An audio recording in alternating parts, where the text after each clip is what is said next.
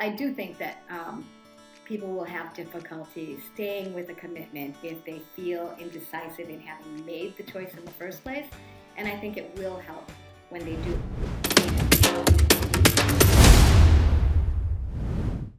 Hello, and welcome to Finding Your Spark Again. I'm so glad we're here again together. Today, I'm going to talk with Anna Gratzl. She is an emotions coach, life yoga coach, Kundalini yoga and meditation teacher, and mother of 2 teenagers. We today are going to talk about decision making. What if I can't decide? Now, I must tell you all, I was so excited to get to talk to Anna about this because I am one of those people who just picks. I just decide and move forward. I'm super direct. And then the poor rest of the world goes around going like, I should make a choice. And I did not know that there was a difference until I was in adulthood and found myself in a place where I had to make choices where I didn't have that strong direction. And so I'm so grateful to get to talk to you today, Anna. Thank you. I'm so grateful to be here, Donnalynn. Thanks for having me. I love this topic too. Yes. So let's dive right into this topic because I loved when we spoke earlier. I love that you were so clear about your journey with decision making. Could you tell us a little bit about that? Sure, thanks. Well, I really actually enjoyed the introduction you gave about your own connection with decision making and just making choices and moving ahead. And I will say that that was definitely not my experience. My experience was more that I feel like perhaps maybe a lot of my decisions were made for me. I'm like a little sister, and I had a big sister always who kind of like took me along.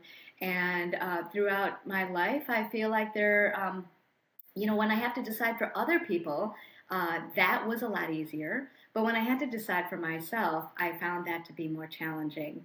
And so my experience with it is that how it showed up in my life when I couldn't decide and when others decided for me were experiences that made me realize that I needed to figure out how to decide for myself. Yeah, so the clarity is the fact that I experienced what it was to not make decisions for myself. Yeah.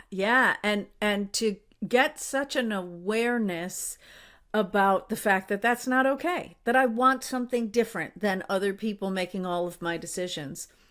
I think a lot of times when we're in those situations and we're kind of pleasant people who just go along, right? Because sometimes we're in that mode and we're just like, well, this is good enough. And, it's kind of good. We'll just do it like everybody wants us to do it, right? That it's easy to not even have the awareness. Yes, exactly. And you feel like you are easygoing, you feel like you just go with the flow, and what's wrong with that? And people must like that. But actually it was a fantastic realization that I had had at some point in my adult life where I realized that happy-go-lucky, going with whatever you decide person isn't really appreciated because it actually puts a burden. I don't know that anyone actually clearly names it, at least in my experience, but it does put a level of burden on the other person who you're tagging along with, and they want to know what you decide. They want to know what is important to you, what you prefer. And it doesn't mean it has to go your way or the other way, but if you don't say anything and you just leave it to them and say, whatever you decide is great, it puts a burden on them, perhaps unknowingly, perhaps subtly underneath, and it's not sustainable. I love that you're talking about that because really, so I experienced this just in recent years where I never had that, the people in my life super opinionated and let you know about it. And so that was never a thing. And as one of my parents started to age, they just became less interested in making the choices. They were like, okay, everything's fine, you choose. And that burden that you're talking about, I had never experienced until I had been in that relationship. And I will say, I think there's an element, and I'd love to hear if you see this in your practice. There is an element of the person who is left to do the deciding. It just, you feel like, oh, that person's not interested. They're not showing up. They don't want to be here, right? Exactly. Exactly. Like they have to do all the work, for this relationship, or for even just, an outing. Like, let's go to dinner, and you're the one always deciding. And I mean, maybe some people like that. Maybe some people like that role of being, like, I never have to, do what someone else wants to do. I can always do my own thing. But ultimately, it's just such a disservice to the person who cannot decide in her own life, in making choices and going in the direction that actually is meant for her, and in her relationships, right? And how that shows up, like we just talked about. Um, and honestly, no one likes to be in a situation too with someone else who's like this, and you're both like, "Well, what do you want to do? What do you want to do? I don't know." And it just, nobody makes a decision. But where I really like how the decision making shows up in our lives is when you realize, when you're out of practice. First of all, if you're someone who has been like that historically, like I had been, not making choices, not deciding for yourself, then it's a muscle to build, and it takes practice.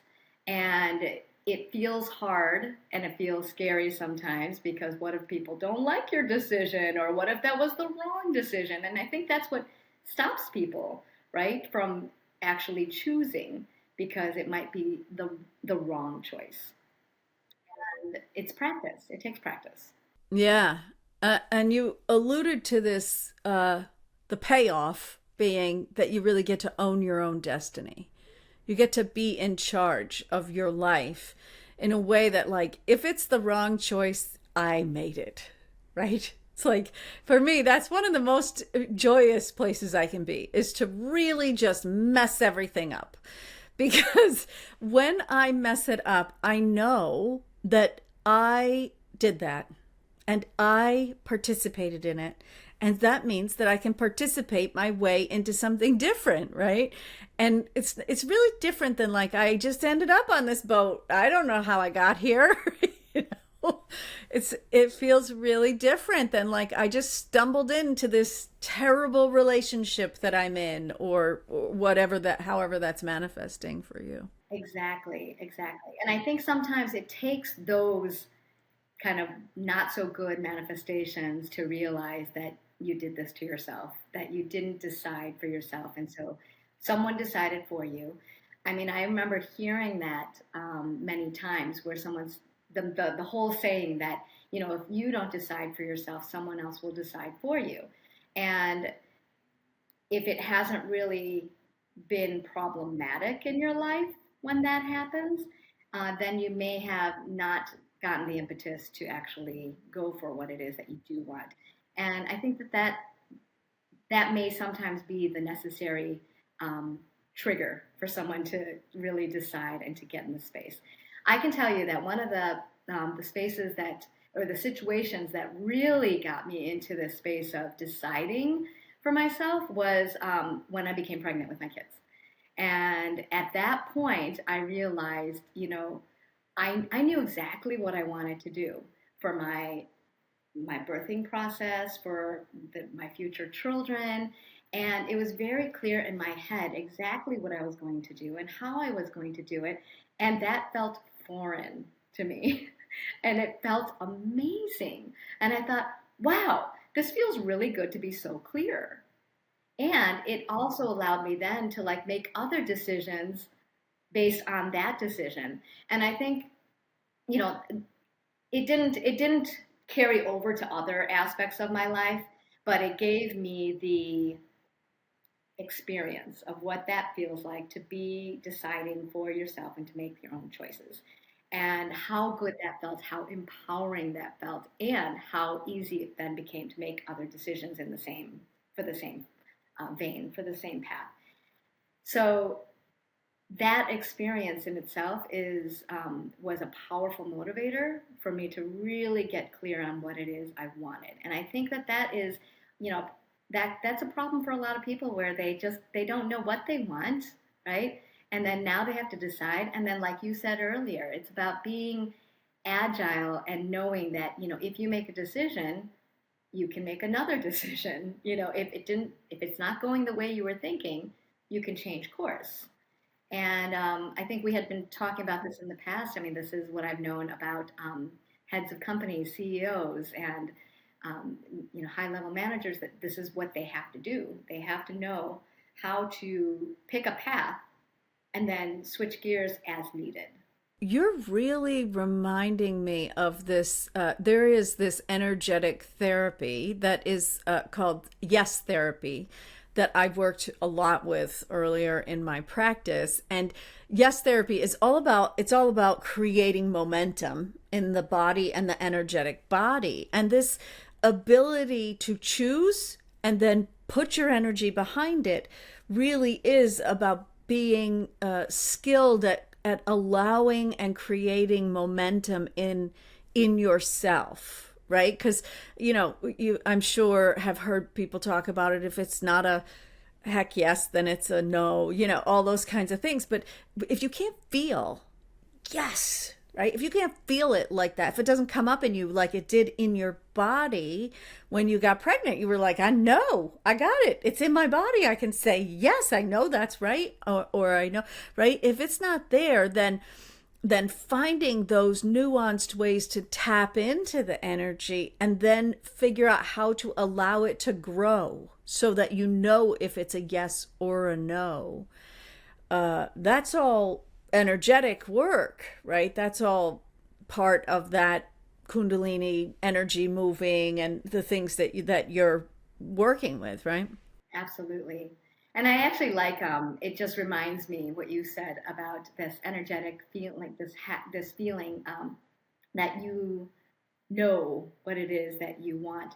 One of the hacks that I love to do around decision making is, if you just don't know, and I'll just use like an example, you have two things that you're deciding between, and you just can't decide. If you just write them down on a piece of paper and like scrumple them up and put them in a hat, and then pick one, and just be ready to notice what your reaction and response is to the one that you open up, because it tells you right there, like you already know. And it's just a little hack. You pull it out and you're like, oh, you know immediately. You feel it. You're like, that's not the one I wanted. And so it's a fun little hack I like to do when I'm really in that position. But also to what you're saying in terms of this yes, this yes energy and feeling it inside. There's that, law of assumption that really talks about like assuming that you've already made this choice and you're there. Okay, assuming that and feeling that in your body and noticing what that feels like. That is a way to kind of put your whole body into it, as you said, right? Just put your whole soul into it and really feel and understand. And if you can't feel that, if you are trying to decide whether to go down this path or the other, and you try that path and you're just not feeling it, you can't assume that you're there, then try the other one. But this law of assumption I find to be really powerful, because putting yourself there and feeling yourself in that decision that's made is the first step to actually then going into there and moving into that decision. So it's a lot of good tools like that. This visualization of putting yourself there. I love that. And I love that you bring up this idea of words. Like, words are really helpful for us, but they're also how we dig holes, right? So like when you're upset and you call 3 friends and you go like, things are bad, right? It's just not good. Like, just making it bigger. However, when we're in that space of indecision, because indecision really is a decision. So if you don't take it, then some energy in your vicinity is going to help you make that decision, right? Whether that's a partner or, life circumstances or whatever that looks like, right? So this idea of kind of pulling the words out is really, I think, a really important step that you're talking about. And I've noticed that when people are indecisive by nature, like that's just kind of how they are. They don't have a lot of energy flowing. And then they try to flow this energy, get a little momentum going. Sometimes there's a lot of flip-flop happening there. And is that a typical reaction for someone who's naturally a go along kind of person who really wants to take control of their lives, but also, so I'll give you an example.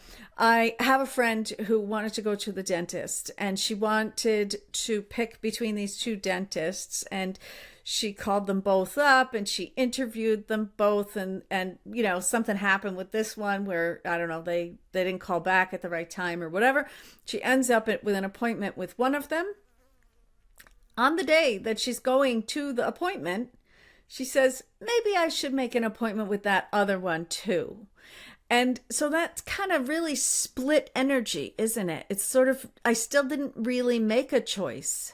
Well, in the work that I do with the emotions coaching, one of the steps that I really like to take people through, and I do this all the time myself, is to really sit with the situation that, okay, so maybe it's a decision that you're trying to make, like this example of the two dentists. And, feel in your body where you're feeling the indecision and where you're feeling the, like, is it a fear of, making the wrong choice, and what exactly is the wrong choice? Like one of the dentists is going to be horrible somehow, or I don't know what exactly the negative would be, but whatever that fear is underneath there, and to be able to feel it in your body and notice where you're feeling it. And this is really tapping into this little voice inside, right? Tapping into that soul inside that is like, oh no, we've had bad experiences with dentists, or whatever that is tapping into what exactly is causing the problem and feeling it, and then going the next step and asking that feeling, well, what am I trying to protect myself from? What is it that you need me to know? And that may be, maybe you just need to feel more safe with checking out referrals, or checking out, maybe asking people. So doing the steps that you need to do to maybe feel more safe. Maybe it is a protective mechanism that you're resisting actually going to the dentist. Maybe there was some other thing that, other step you could take instead. Whatever that feeling is, what is that message that feeling is trying to tell you, trying to convey? And then going to the flip side and asking yourself, well, what is it that I want to feel instead? And, what is the opposite of this feeling? And putting yourself in that position, and then allowing yourself to feel what that feels like, again, engaging our entire body.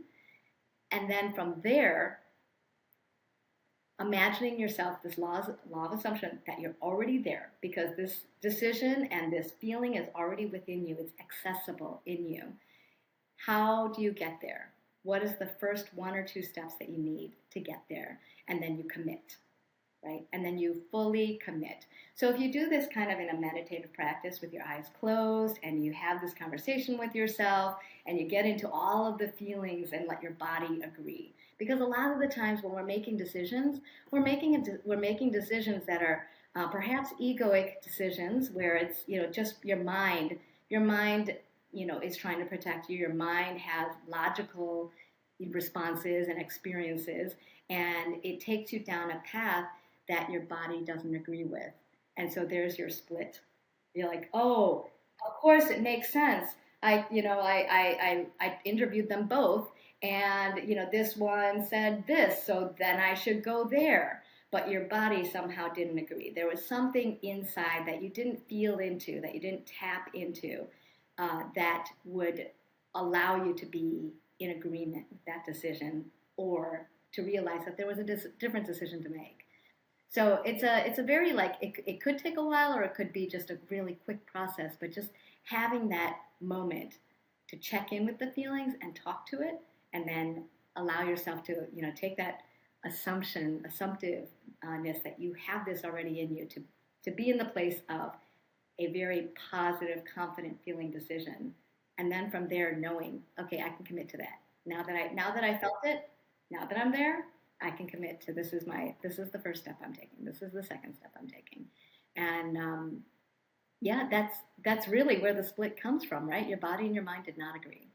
Right. So I like that we used a very simplistic, day-to-day example, because I suspect that your clients who are high achievers, right, come across these same kinds of feelings, but in decisions that are really high stakes compared to what dentist, what doctor, what we eat for dinner, those kinds of day-to-day decisions, which can give you a lot of decision fatigue when you're the one making every little decision, right? But the toll really comes in the high stakes decisions, doesn't it? It's true. It's true. And honestly, even though the high stakes decisions, there may be a higher cost, perceived cost to making a wrong decision. A lot of times it's these subtle decisions in your everyday that actually can even have a greater impact in your experience of life, and then your ability to apply these things to the higher stake situations. So, I mean, when I work with my clients, whether there's a immediate, urgent need that feels massive, or if it feels small, it's really approached in the same way. The other part of what I like to recommend to clients is this regular practice of working on your nervous system so that you can deal with decision making like this. So I have there's a lot of breath meditations I use. I have different practices that I use that is a really great thing to incorporate into your everyday when you don't have stressful decisions to make, when you're not under huge amounts of pressure. And it's a way to be able to call on that when you need it. So when those high stakes decisions are coming, now you've practiced it in your everyday when you didn't need it. You've practiced it with the smaller decisions that maybe feel a little more subtle. And sometimes those subtle things too are like the thing that really stands in your way in your everyday for not showing up the way you want to in your everyday. I feel like that often has like even almost a greater impact on your life experience than the few times that you come up with like major decisions. So you talked about this committing. Is it hard for someone who doesn't make decisions easily to commit and then stay committed? So you describe this beautiful process of like, okay, you're going to interact with your body, you're going to interact with your internal dialogue, like there's a whole process, and then you get to this moment where you're like, yep, I can commit. What happens for someone who's a bit indecisive after that? Is there some way that they can stay committed? Well, I think the whole process of going through this kind of feeling into your confidence space where you got to choose what you're going to commit to, or even if you didn't go through that process and you committed to you just decided I'm going to commit to this. And once again, it may be a situation where your body didn't agree, so it may come up as something that you feel like you can't stay with. I do think that people will have difficulty staying with a commitment if they feel indecisive in having made the choice in the first place. And I think it will help when they do the whole process and feel themselves in that space of having it already, having it, work, pan out the way they want it. Now, that doesn't always happen, right? So you can even like decide on something, but it's one of the things that I do in working with my clients, just about understanding that it's not so much about the outcome. So like when you do some sort of goal setting, right? I'm not a huge fan of goal setting, but you need a goal to direct your path, right? This is the direction I'm going in. But it's the process to get there. So you need the goal just so you can create the process to get there. And it's understanding that when things shift, if things shift, it was the right decision for the moment. And when you work with your emotions on this, your emotion, like there might be a stronger emotion of shame, for instance, or guilt that comes up. And so that's why you made this choice instead of another choice that really was helping you to protect your sense of not feeling good enough, or not, or feeling what's a privileged, or whatever that is, the guilt that may be there. So if those emotions were the ones that kind of were the predominant emotions at the time you were making whatever choice you were making, then it was the right decision for the moment. And then as soon as the other emotion maybe trumps that, for instance, let's say desire, like I've been sitting in this space of being afraid to show up because I'm not perfect. But my desire to really get out there and help people and, be a light and be a beacon, or share my gifts, share the things that I love to do, becomes more important to, or more, it becomes more prevalent in my feelings and my emotions, then I will go that way. Right? And then that will trump the other feelings. And so it's recognizing too that your emotions are working for you real time. And at the moment, this is the situation at hand, and this is the fear and the emotion that I need to deal with. And then if that changes, then I can shift course. And the other thing that people often do when you have a hard time knowing what it is that you want, or being afraid that it's not going to be the right choice, right, is beating yourself up for a decision that you made, right? But beating yourself up for doing it the way you did, or feeling the way you do. And really the practice that I work on with people, coming to their breath, calming their nervous system, and getting them to a place where they can see things more clearly from a place of calm, that helps settle that. That helps settle that feeling. And it helps you then to make, be okay with who you are, the decision you make, and remembering that, yeah, that was the right decision for the time, and it can shift. I love that. That was my next question. It was, what do we do? Like, are there practices, and how do we get to them to help us? So in my practice, the relationship between body, mind, and spirit is essential, right? You can't just have, I'm originally licensed as a spiritual health coach, and a lot of times people feel like that means you're just thinking about stuff and somehow you're connected to some spiritual something or other. I don't really understand that part. And right, so body, mind, and spirit. So if you think that you are able to have a spiritual relationship with yourself without including your mind and your body, then you've missed it, right? Because we're having a spiritual experience in a human body. There's a lot of wonderful juice about being in the experience of humanity, right?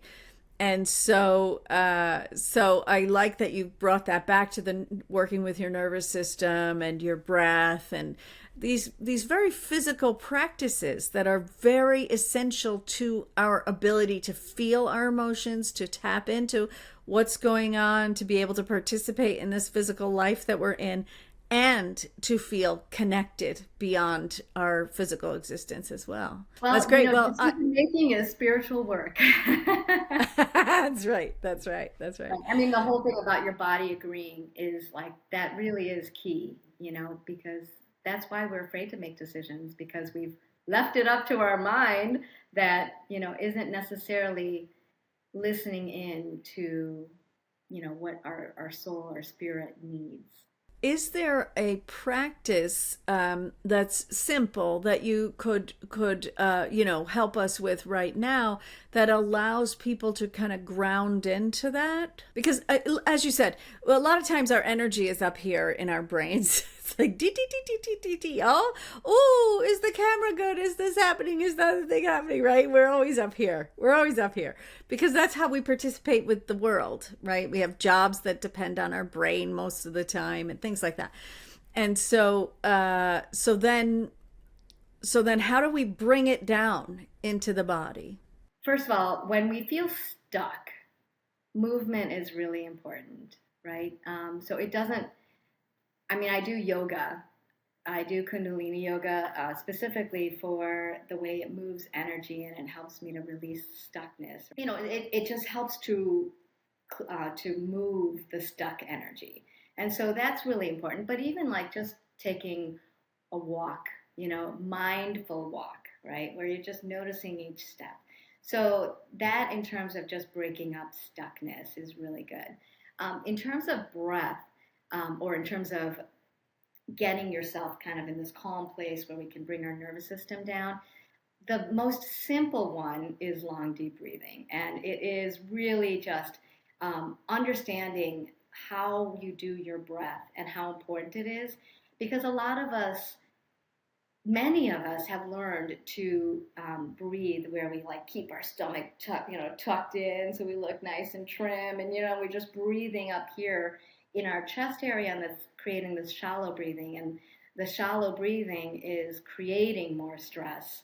And so learning how to breathe deeply all the way down into our belly, like feeling that expansion of our belly as we breathe in, and then up into our chest, and then letting our chest fall and bringing our navel in. That, this pattern of breathing nice and deep is going to get your parasympathetic nervous system going so that you can bring yourself to a calm rest and digest state. I have other practices that I do, breath meditations, that actually do a lot more. Like you move your hands, you have a mantra that you say in your head, and all of these things. These are things we do in the Kundalini yoga practice that are really powerful, because a lot of times many of us have a hard time just sitting quiet and breathing and calming our monkey mind. Our mind is just like lots of thoughts going on at once. And so sometimes that doesn't work well. So while the deep breathing is one that can, get you there pretty quickly, especially with practice, if you practice it every day. I do have one that I actually just shared with someone today that I could share that I find really fun. And it's a practice to help balance your nervous system. Great. Let's talk about that. Okay. All right. So this practice, it uses a mantra, and the mantra is Waheguru. So Waheguru, Waheguru. And Waheguru is essentially this expression of going from darkness to light, from ignorance to wisdom.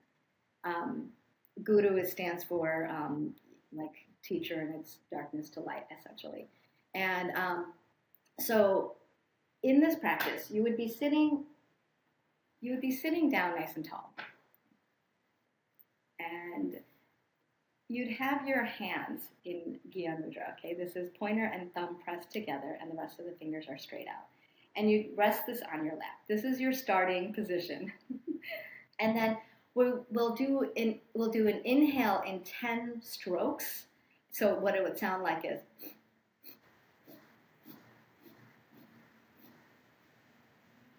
okay, so 10. This is all nostril breathing. And as you do those 10 strokes, first of all, you remove the Gyan Mudra, and then you bring your hands, see if I can fit my whole body. So your hands start at your lap, and you just start doing this jerky motion, bringing your hands up to your head. And then by the 10th one, as you breathe in, so the 10 sniffs through your nose as you do this kind of jerky. Our 10 segments of lifting your hands from your lap up to your head, to your forehead, Correct. to touching your forehead. And so that you end with the base of your hand covering your eyebrows and the top of your fingertips going straight up. So that's, once you get this rhythm down of doing 10 strokes with those 10 sniffs, then we'll add the mantra. After that, that's your inhale. And then on the exhale, you put all your fingertips together, including your thumb, and you start up here, and then you smoothly exhale through your nose, bringing your hands down. It's really a sweet feeling, just coming down. And then once you get to the bottom, you end with your hand in Gyan Mudra at your lap. Okay? And then you start over. You go.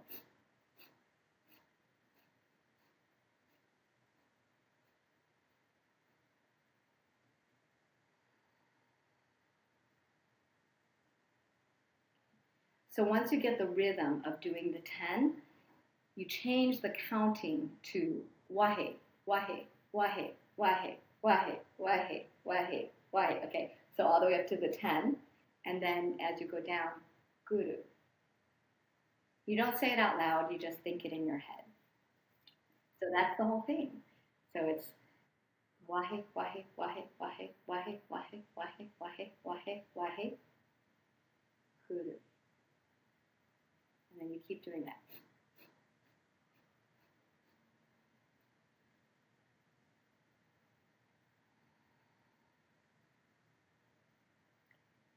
Lovely.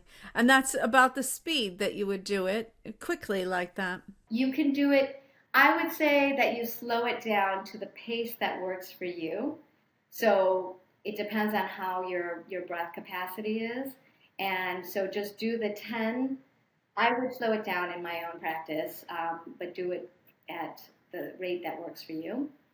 And then you can do the exhale that kind of mirrors the how long it took to go up.